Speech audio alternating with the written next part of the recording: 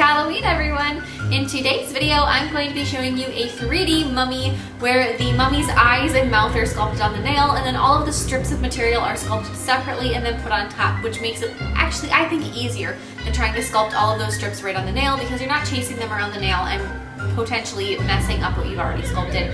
It gets put together really pretty quick. I hope you guys like this one as much as I do. It'd be so much fun as an accent nail, and I will see you guys next time. Bye! So we're going to begin with an overlay of clear acrylic, and the reason for this is I'm going to paint the nail with black gel polish. If you aren't planning on actually wearing this, this is just for practice and you're not intending to need the strength that the acrylic overlay will provide you, you can just skip this step and go straight to the black gel polish. Another option would be if you are planning on wearing this and you want that base to be there, but you'd rather not use any gel polish, you could sculpt the nail with black acrylic instead, and then skip the black gel polish step too. So it's whichever method you prefer, but once we have the acrylic overlay done, I'm going to file it into shape and then apply a layer of the infamous black gel polish over the nail, cure, apply a layer of gel top coat, and cure it again. Once all of that is done, we get to start having the fun with our acrylic. So for this mummy, we're going to sculpt the exposed areas that I know the mummy will have first, and then go back through and do the actual wrappings, just to get kind of an idea of the base of the areas that I'm going to be sculpting for his face parts that are showing through. I'm going to just sort of outline their areas with some green. I'm using a very dark green, and the green doesn't really show all of that much in the end. So it's one of those cases of you could use brown if you wanted to, even like a purple. I went with green, and I would say it provides a little bit of a hue to the rest of the design. You can kind of tell that there's a green hint to it, but it does not show very much. So you can switch up that color if you'd prefer.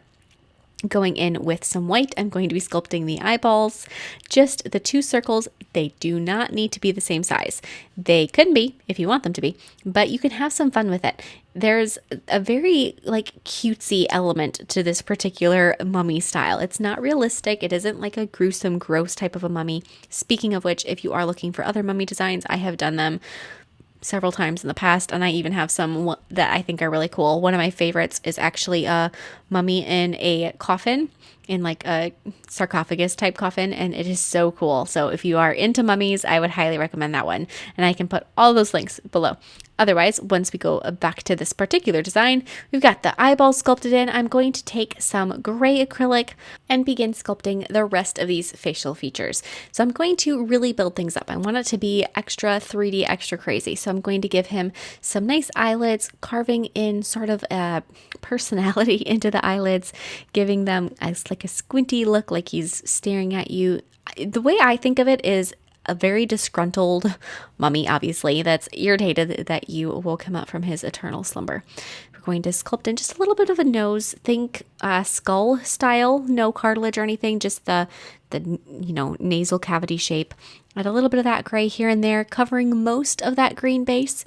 And then going back to the mouth zone, I'm going to be sculpting in the lips, very wrinkled, kind of pinched looking lips. I'm going to do the first one, do the second one, apply that little bit of gray right around the edge of the lip, and then use the tip of your acrylic brush to carve that down. So again, some of that green will show through, just not a whole lot.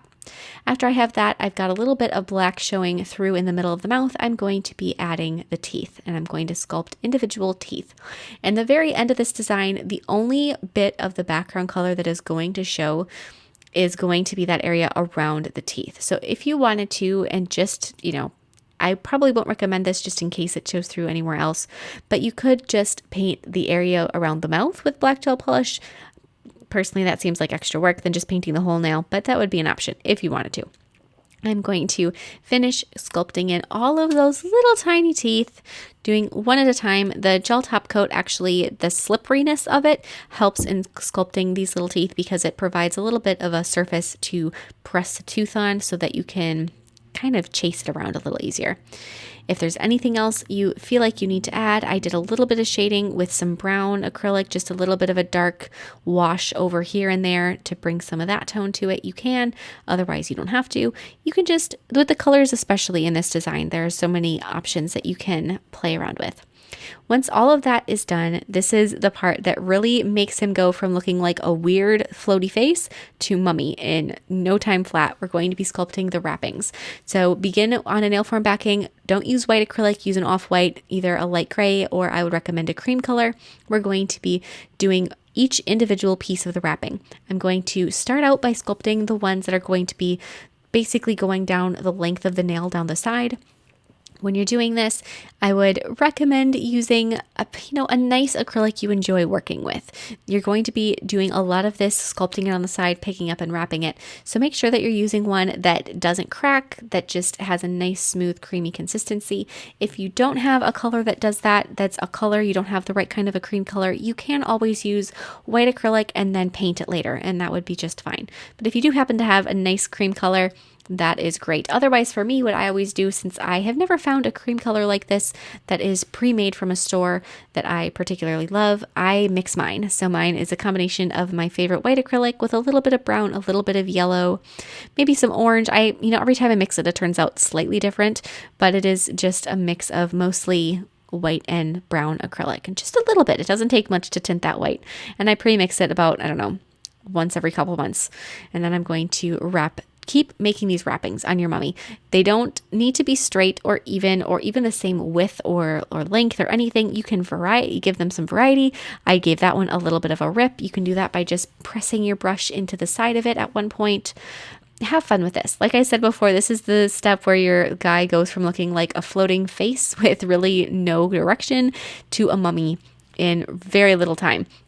The night that I was working on this mummy, my camera died right before I got to this point where I was wrapping his face, and I was so upset because I was so excited to get to wrap him, and then my camera died and I had to wait until the next day to finish this, and I was like, it was so disappointing because I was like, he's gonna be so cool, it'll take me 10 minutes, and I couldn't do it. And so that was pretty suspenseful just for my own mental health there. I was like, no, so sad.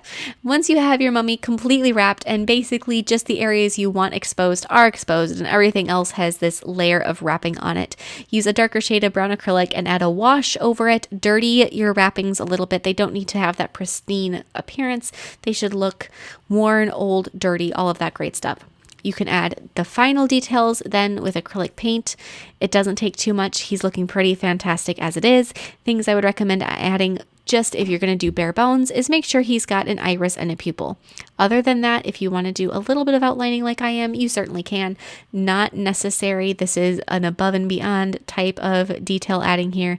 It's whatever you'd like to do. If you want to do just a couple outlines in certain spots, if you want to outline every single strip of the wrapping, you certainly can. What I did is I added just some selective outlining on my wrapping. And then a couple lines, just dragging my brush back and forth with really quick little swipes. Give them some extra little details there. Again, this is completely up to you. However much you want to add, go for it. If you didn't want to do any of this extra detailing here, you certainly won't have to. It just, each little bit you add does add a certain extra flair to it. Don't forget the pupils. Once you're done with the pupils, you can add a little highlight to the eyes if you'd like to. You don't really have to. That almost makes him look too alive, I think. But because of the cartoon element, I did decide to go ahead and do that. Once you are finished with all your painting, go ahead and apply a layer of matte top coat over this entire nail.